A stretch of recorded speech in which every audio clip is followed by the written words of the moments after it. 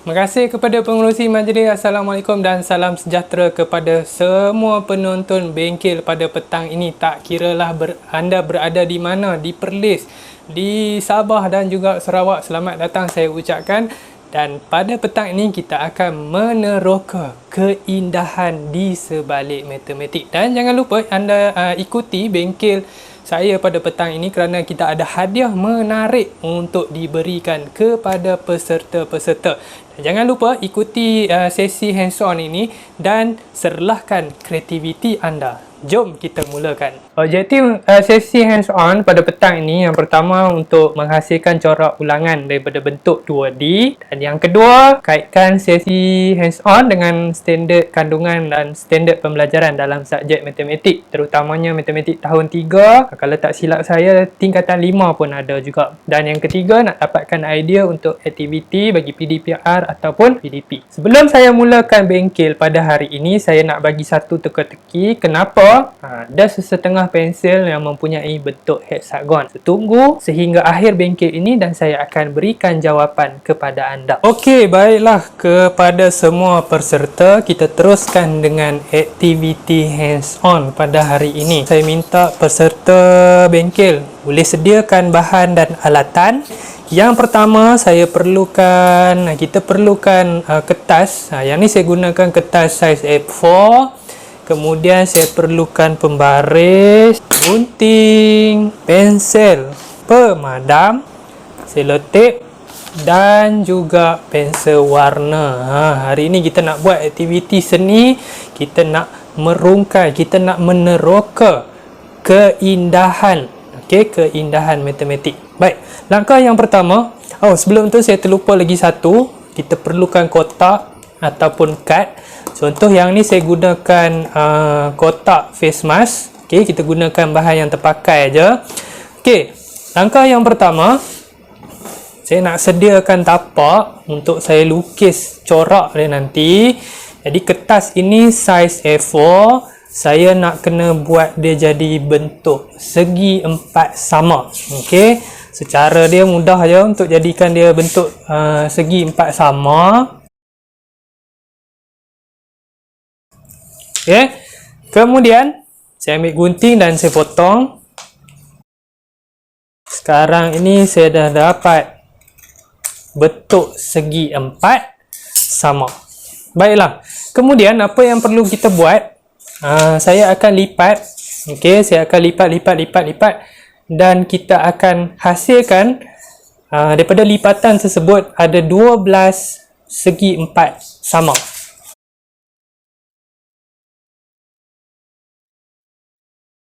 Bila anda buka, anda akan dapat 12 kotak segi empat sama.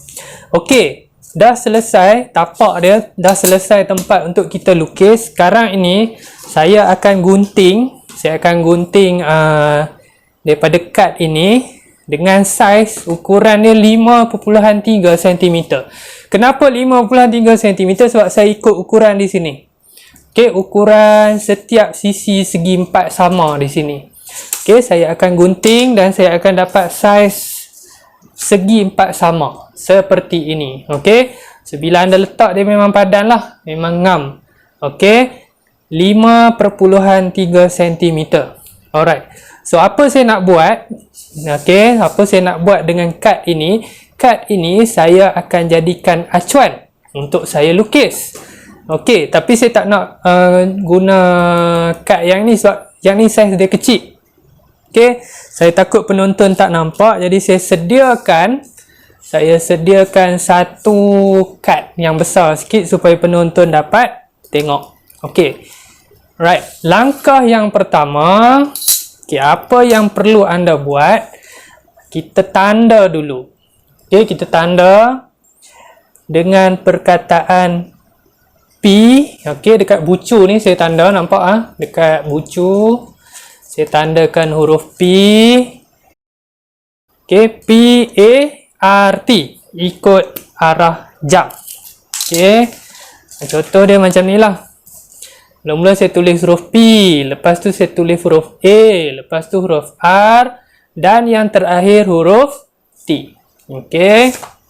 Kemudian kita nak buat corak. Nak buat corak ni bergantung kepada kreativiti anda. Saya nak tengok hasil yang paling kreatif. Sebab apa? Sebab kita dah sediakan 10 hadiah menarik untuk peserta. Jangan lupa ikut bengkel ini sampai habis, buat dan upload anda punya hasil kerja. Okey, kita ada 10 hadiah. Contoh, saya buat contoh dekat sini. Contohnya saya nak buat satu bentuk. Alamak, tak nampak. Okey, saya dah jumpa marker pen yang terang sikit. Okey, saya nak buat apa-apa corak daripada tengah ni. Kita akan potong kepada 4 bahagian ikut huruf ni, P-A-R-T.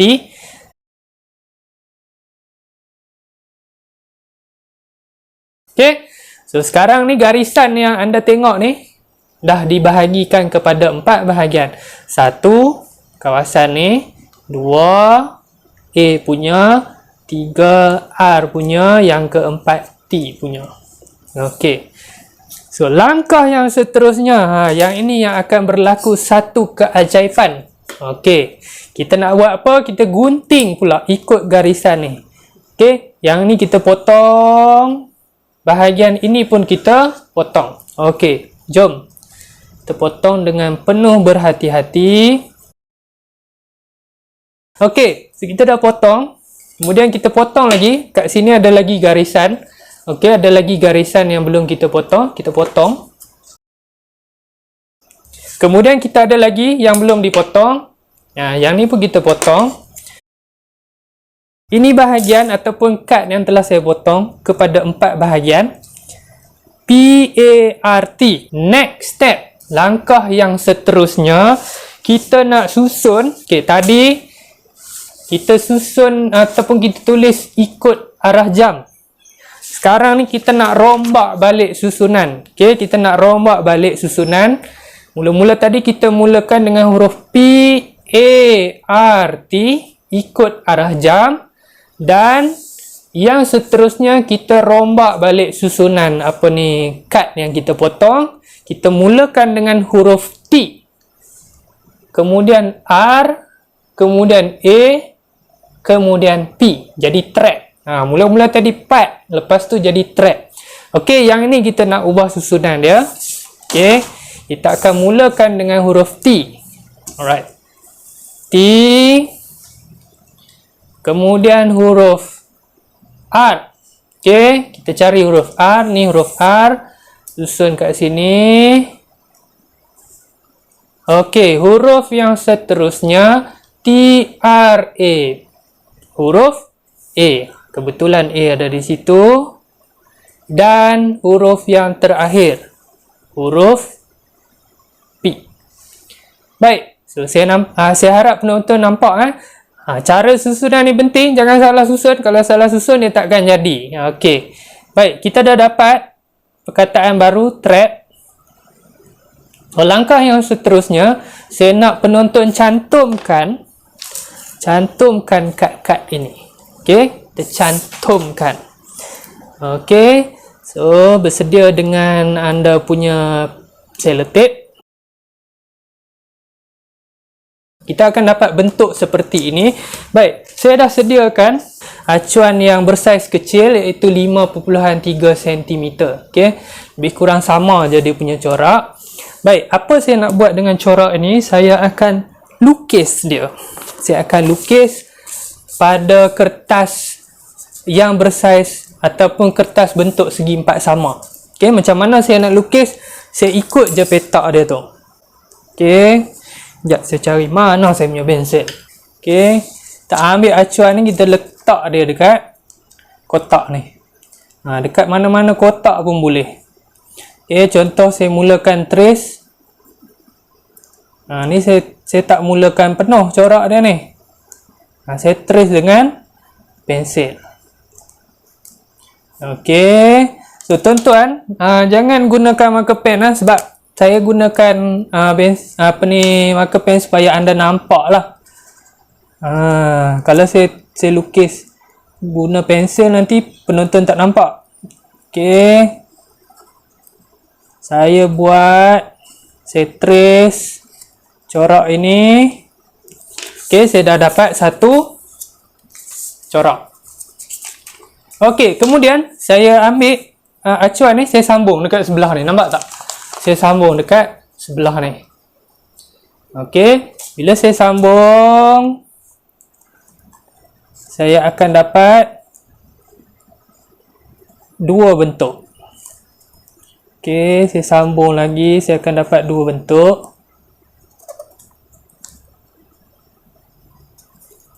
Right. Sambung lagi sampai penuh. Okey, baiklah kepada semua penonton, saya dah siap.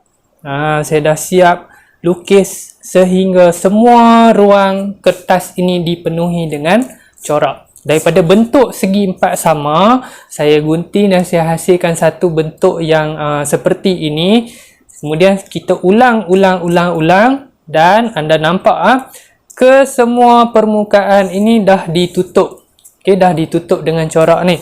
Baik, sekarang ni bolehlah kita serlahkan kreativiti anda dengan mewarna. Okey, saya nak mewarna. Alah, cik terbang je kertas ni. Okey. Warna dia, sebab saya tengok corak ni dia macam nampak dia macam daun kan.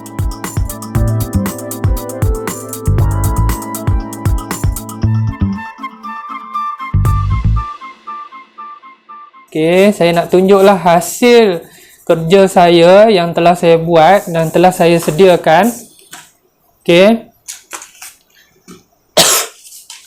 Ini dia hasil yang telah saya siapkan. Okey. So ini adalah corak tesselasi. Nampak dah ada corak yang berulang-ulang, walaupun bentuk ni bentuk yang bukanlah bentuk yang sekata, tapi kita boleh daripada konsep tesselasi tu, kita dapat hasilkan satu bentuk yang tidak sekata dan kita boleh gunakan secara berulang kali untuk menutup permukaan. Paling penting kena tahu konsep tesselasi dan teknik supaya anda dapat hasilkan corak-corak seperti ini. Saya ada lagi satu contoh saya nak tunjuk kepada penonton. Yang ni dia advance sikit. Okey. Yang ni saya gunakan teknik yang sama untuk menghasilkan tesselasi. So aktiviti bengkel kita pada petang ini berkaitan dengan tesselasi. Yang ni saya hasilkan corak seperti kucing.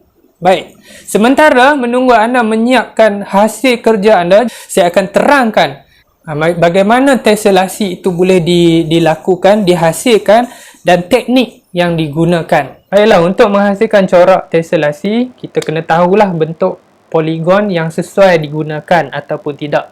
Okey, kita tengok bentuk yang pertama, segi empat sama. Segi empat sama boleh digunakan sebab kalau anda susun seperti ini, kita boleh menutup keseluruhan permukaan.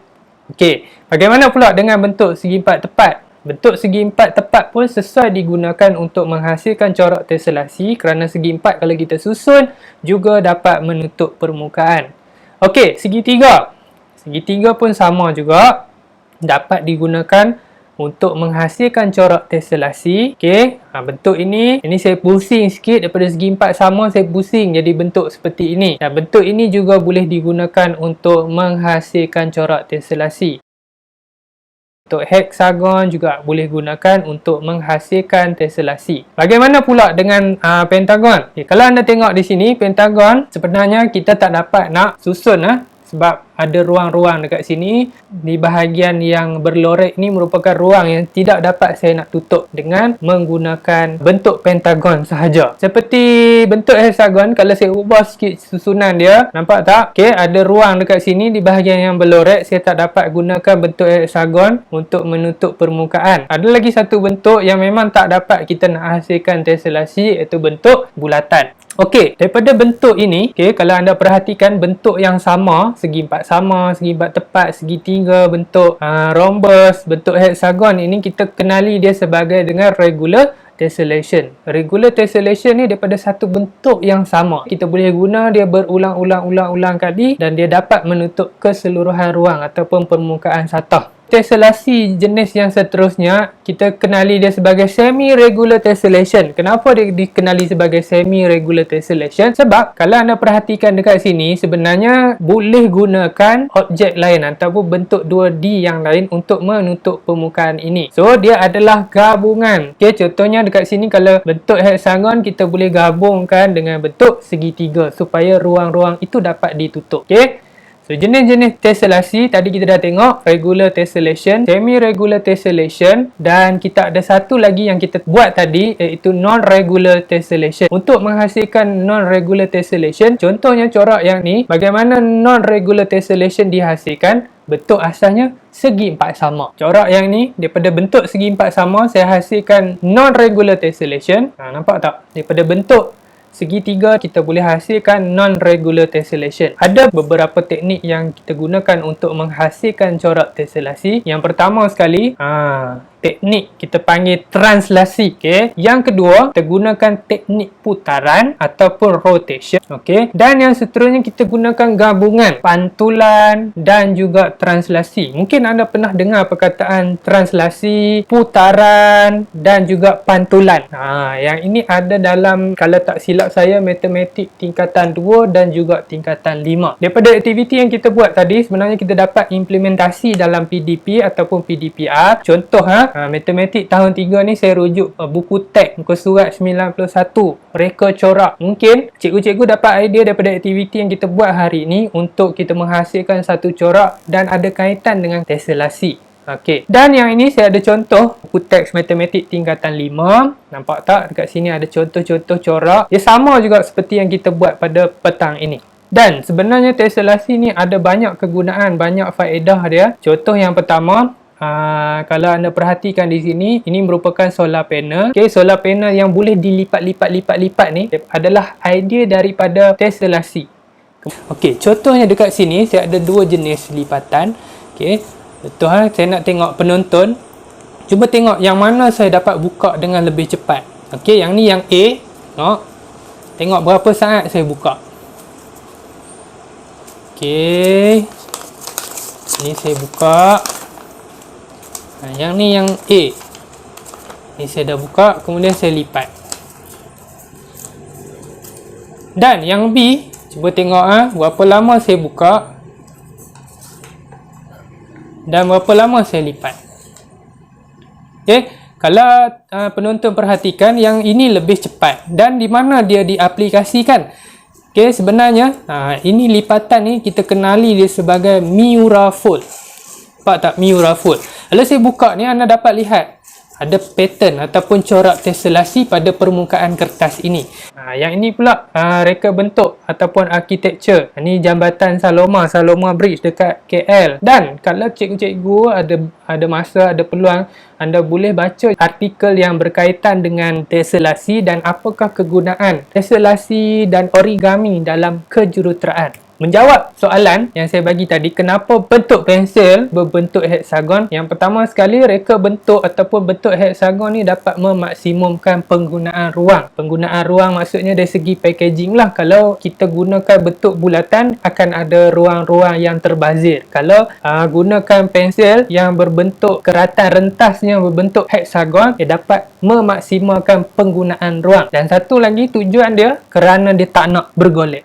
Kalau pensel berbentuk bulat dia senang bergolek. Kalau bentuk hexagon ni dia susah nak bergolek. So, bahan sokongan kita boleh gunakan aplikasi dalam talian. Yang pertama di laman web app mathslearningcenter.org. Tuan-tuan boleh screenshot presentation dan anda boleh scan kemudian. Dan seterusnya kita boleh gunakan shoda.org untuk buat corak tessellasi. Ini lagi mudah lah, lagi senang kita buat. Dan yang terakhir, jangan lupa serlahkan kreativiti anda. Yang pertama, hasilkan satu corak tessellasi yang menarik. Dan di mana anda perlu hantar karya anda akan hantarkan di Padlet yang telah saya sediakan. Jangan lupa masukkan maklumat seperti tajuk, nama anda, sekolah anda, email dan juga komen. Okey, komen tu mungkin anda boleh masukkan lah apakah perkara-perkara baru yang telah anda pelajari. Tarikh tutup penghantaran 14 Jun pada hari Isnin. Kita ada 10, bukan 1, bukan 2, tetapi 10 hadiah untuk pemenang. Serlahkan kreativiti anda dan kita jumpa lagi. Saya serahkan kembali kepada pengacara majlis. dipersilakan.